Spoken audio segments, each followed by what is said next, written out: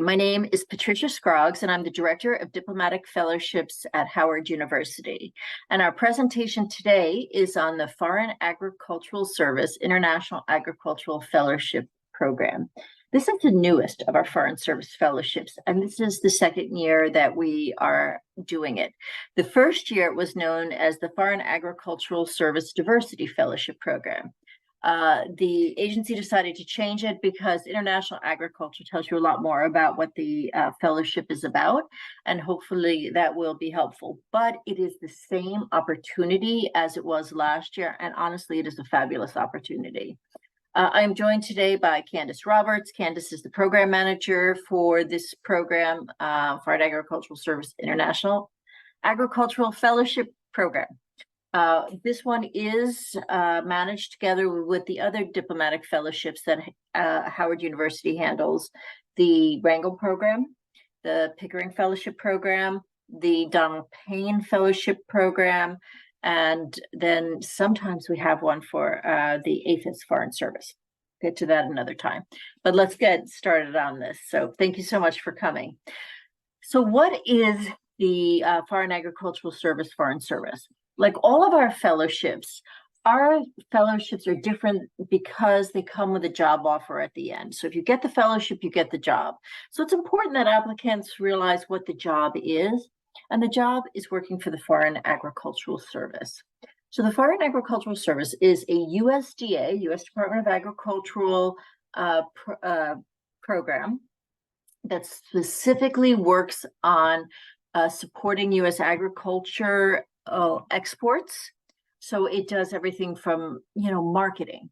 It does events to promote U.S. agriculture. It will do statistical work and analysis of what's going on in the various markets. It also assists in trying to provide technical assistance to other countries to promote food security. So it has sort of both the business, marketing, but also the developmental aspect to it too. It's a small foreign service, so everybody kind of knows everybody. They're really excited about this fellowship program. Our first group came in last year, and they had a wonderful experience this summer working at the headquarters, and they were really a very big deal. And so we're thrilled to now bring this out for the second year. Again, it's funded by the U.S. Department of Agriculture and the Foreign Agricultural Service. Next, please. Okay, so who are we looking for? This is a relatively small fellowship, kind of niche, but if you have the right students, this is just such a wonderful opportunity. So we're interested in individuals who perhaps are interested in international business, international trade, international economics, agricultural business, agricultural economics, even international relations. Just the type of person that likes the idea of working internationally and working in the area of trade, economics, things like that. Certainly you want people with a strong commitment to public service because this is a government career. So we always say the most important word in foreign service is service. So they will be serving overseas.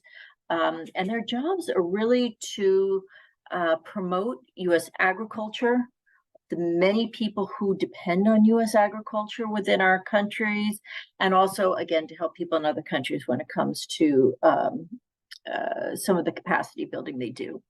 Certainly should be people that are interested in living and working overseas. They do not have to be have gone overseas, done study abroad or anything else. And in fact, one of the people we selected last year had never been overseas, but he had an interest in it. And that's what's important to us. They can come from any undergraduate major, but I'm guessing probably the ones that may have the greatest income or greatest interest in it would be economics, business, agriculture. Could be international relations too, as long as they are willing to go back and do a degree in agricultural economics or agribusiness. So while we will take people from any undergraduate program, the graduate selection is far more limited. It has to be either agricultural economics or agricultural business, agribusiness. So those are the two things you can study. It has to be a 2-year program at a U.S. university. Our programs encourage the applications of members of minority groups, historically underrepresented in the Foreign Service, and those with financial need. This is very important. We do take financial need into account when we look at applications. Next, please. Our requirements are U.S. citizenship, a GPA of at least 3.2 on a 4.0 scale, and they have to be seeking enrollment in a 2-year master's program in the fall of 2024 at a U.S. university in agribusiness or agricultural economics. The first two are kind of easy. The last two is a little bit complicated. There's a lot going on in there. So let me kind of break it down a little bit. So if they're going to be seeking enrollment in a 2-year program in fall of 2024, they will probably be seniors graduating either this semester or in the spring. They can also be alumni, so they can have worked for a few years before coming in. And for our group of fellows last year, they split 50-50 of people that were coming right out of school and people that had worked for a couple of years. So either one is fine, but they have to be interested in starting graduate school in fall of 2024. Should be a U.S. university, and it does have to be either agribusiness or agricultural economics. They do not, however, have to have applied to school before they apply to the fellowship. They don't have to be accepted to school. All we want them to do in their application is to write down a number of programs they're interested in. And we're going to be looking at it and seeing, okay, is it either agribusiness or agricultural economics? Check. Is that at U.S. university? Check. A 2-year program? Check. Okay. Then we go on. We're not going to hold them to their choices. Certainly, if they want the funding at the end, it has to be one that matches that. But at this stage, we want to make sure they understand what the obligations are in terms of the grad school. Our application this year deadline is October 12th, 2023. The application is open right now, so people can go ahead and get started on it. Next, please. Okay, so selection process timeline. Our application will close on October 12th. We're going to select finalists in mid-November. We will do their final assessment in early December. The way that normally goes is the beginning of the week, we'll probably give them a writing exercise.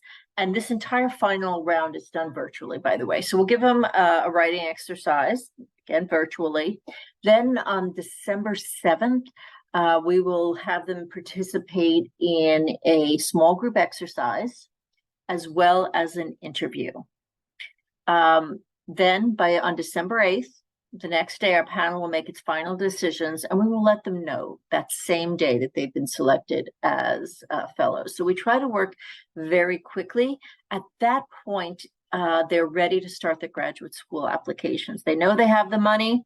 They know what they have to do, so they will go out, and we'll provide a lot of support as they then start the graduate educations. We'll see them again in late May, early June for their orientation. Then they go on and do their first internship at the headquarters, the Foreign Agricultural Service in Washington, D.C., off to graduate school.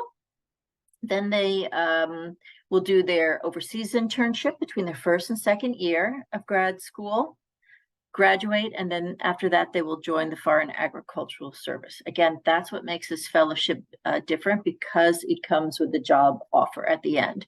It also comes with a 5-year service obligation, so they really have to want to do this. Next, please. Okay, so how advisors can engage. We are so thankful for all that the advisors do in working with students. And we're grateful that you're here listening to this right now. One thing you can do for us is to identify students who reflect diversity and have an interest in areas like agriculture, economics, business, or international affairs. You can share information about this opportunity. We sent out an email, just take off the top thing and send out the email with students and faculty.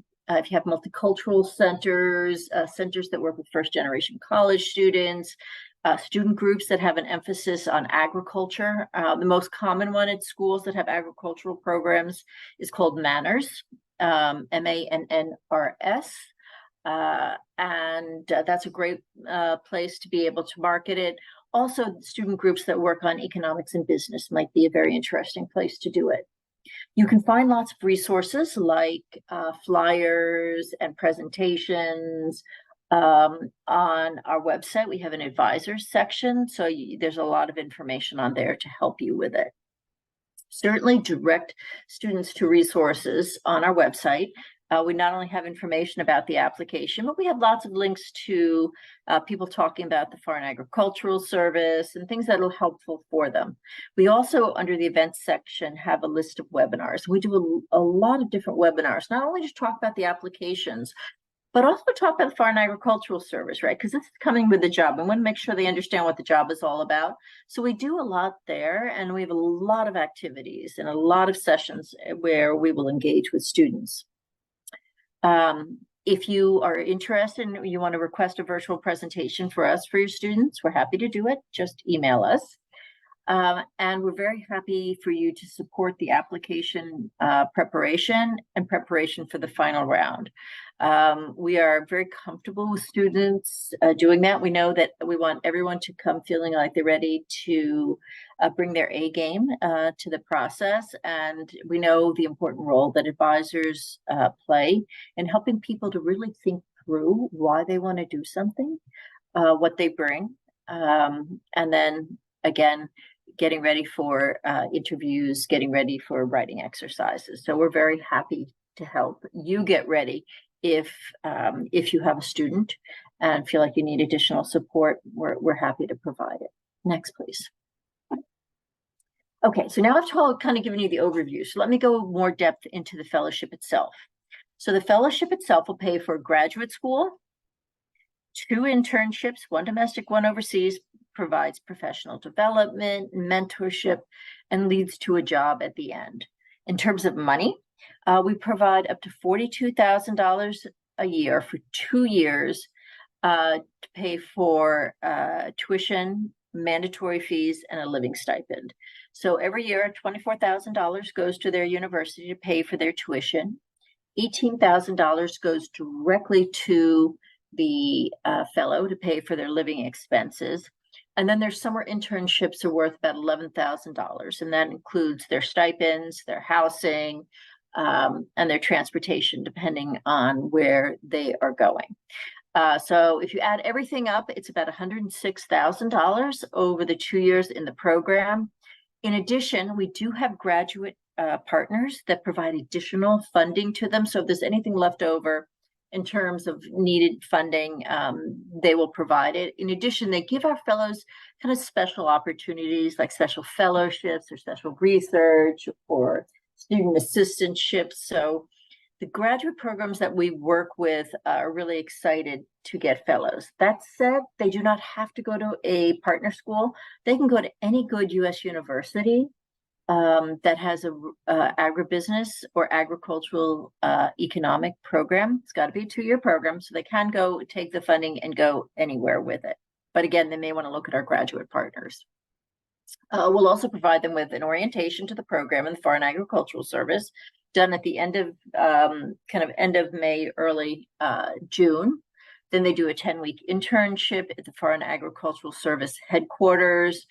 They had such a good experience this summer. They got great internships, huge amounts of support from everybody there, and they each came away with a truly terrific experience.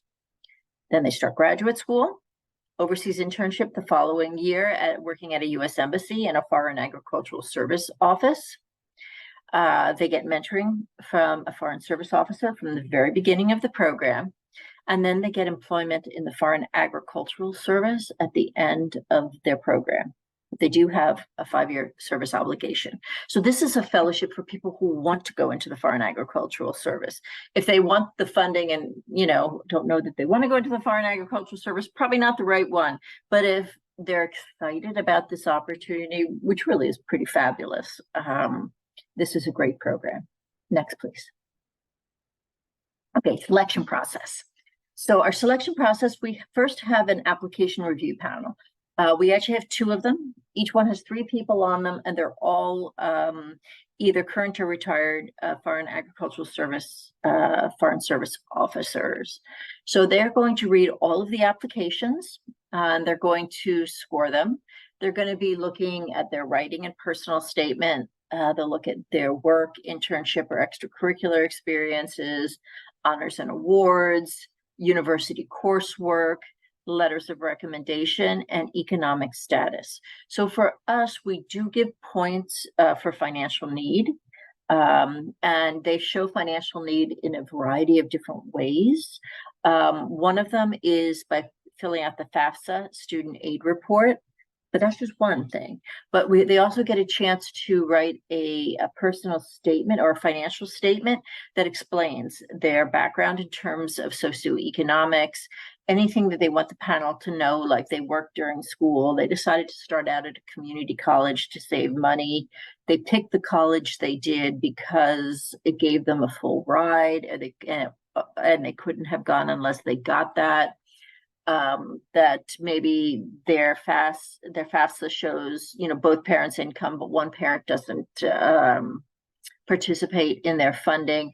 Lots of different things they can tell us in there, but we will take that into consideration. Next, please. Okay, so if they get to be a finalist, they have the final round. This is also done virtually, which makes it much less difficult on their schedules because it's the first week of December. We know some of them have finals and things like that going on at the same time. So the final round has three components to it. A panel interview. Again, they'll interview with the same three people that picked them as a finalist. A timed writing exercise. And that is similar to what we do for the other programs, Wrangell and Pickering. It's a policy essay. They have an hour to write on it. And we want to see their ability to write, but also their ability to make a compelling argument on an issue. We give them both international and national and domestic issues to write on. And again, they get 7 choices. So it's not a knowledge test. It is a test in writing and reasoning and things like that, but we do give them a wide range of options for their prompts. Then we do a small group exercise where it lasts about a little more than an hour. And they're asked to kind of negotiate with one another over scarce resources. So that's also a good part of it. If they are selected as a finalist, we give an entire presentation on what to expect. If you have a finalist and are interested in learning more, we're also happy to provide that information to you if you're going to work with a fellow. Okay, our decisions will be made on December 8th and communicated to the finalists at that point. Whether they get it or not, they will know it on December 8th. Next, please. Okay, obligations. When they're in the fellowship, they need to obtain and maintain medical and security clearances. As many of you know, the most common reasons people do not get security clearances are recent use of illegal drugs. Maybe something that you want to mention to students who are applying. This is true of pretty much any government position. So it is something to think about, because as our society has changed, sometimes people forget that on a federal level, it is still a crime, no matter what happens on a state level. They do have to maintain a 3.2 GPA throughout the program. They have to meet foreign service entry requirements, and they have to fulfill a 5-year service obligation. Let me tell you a little bit more about what I mean by entry requirements that they have to fulfill. So no matter what, they're going to join the Foreign Agricultural Service when they graduate from our program. However, they will also have time when they're in the program to take the Foreign Service exam. If they pass the Foreign Service exam, when they join the Foreign Agricultural Service, they'll go right into the Foreign Service trainee program. If they took it once and didn't pass, they'll still go in as a civil servant and have the chance to take the test again, because the goal is to get them into the Foreign Service. No matter what, though, they will have the 5 years of service within the agency. So again, it does come with a job at the end. Next, please. Okay, and this is the end, other than to say, if you have any questions, please contact us. Again, I'm Patricia. Candace is our program manager. She'd be happy to answer your questions. Write to our regular email too. Again, we have a really interesting series of webinars, and we would very much appreciate your assistance in letting people know about this opportunity. Again, it is a small program. This year, we will have at least 2 fellows. Hopefully we will have more. But we only last year had 35 people that went to panel. So again, it's small, it's niche, but boy, for the right person, this is an incredible opportunity. I hope you'll help us find those right people who might be interested in having this type of experience. So thank you very much. Please reach out to us if there's anything we can do to help you. And thank you, thank you, thank you for all that you do for your students, for those of us who run fellowships. We are very, very grateful. Take care. Bye-bye.